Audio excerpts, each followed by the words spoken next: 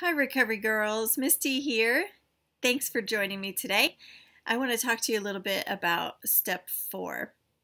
Yesterday at CrossFit, I did around 70 pull-ups, and at about the 70 pull-up mark, my hands tend to get prone to injury, topical injury. So yesterday, I didn't even realize it until the workout was finished. And then I noticed that I had torn this lovely spot on my hands. Now, right when I noticed it, I think, oh, I know that's going to hurt later. It doesn't hurt so much in the moment. It's okay.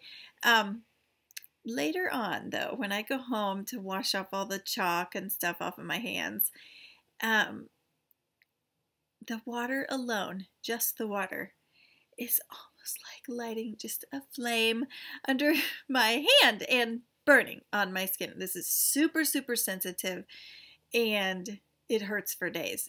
And I will think, my goodness, I've given birth to 4 children. I've experienced lots of pain in life. This kind of stuff actually really hurts. Paper cuts hurt like that too, where it's just stinging. Okay, so the point is that we get injuries in our lives, and sometimes in the moment we don't even realize it, we don't even notice it, or it doesn't seem like such a bad thing the moment that it happens.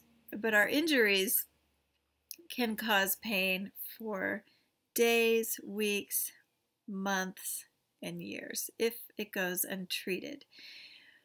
What I do when I have a wound like this, a tear on my hand, I favor that wound. I wash it, and go through all that excruciating pain, put a salve on it. I avoid contact with it. I would love some lidocaine or something to be able to put on there to numb it out. Sometimes when we have an injury, we are doing our best to heal and recover from that injury, but some of the things that we do may not be healthy or helpful. So we may develop behaviors such as avoidance, avoiding that topic, avoiding that contact, sidestepping around the issue of what happened, so that we don't have to deal with the pain of that wound emotional wounds. Some things we learn are helpful ways to cope, and other things that we do are not helpful. A lot of us turn to addictive behaviors, acting out behaviors, drinking, unhealthy relationships, food addictions, in order to numb out the pain or have a way to have some sense of pleasure in our lives, instead of doing the hard work of what it takes to actually heal our wounds.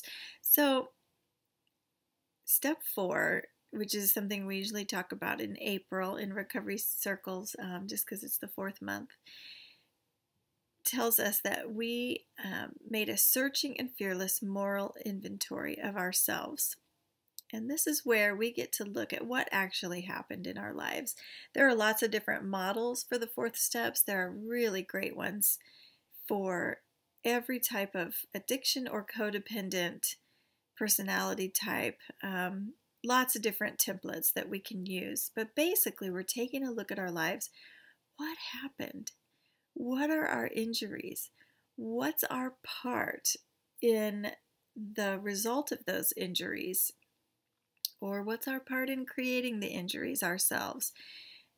What about our relationships? What about our resentments? What are some of my strengths?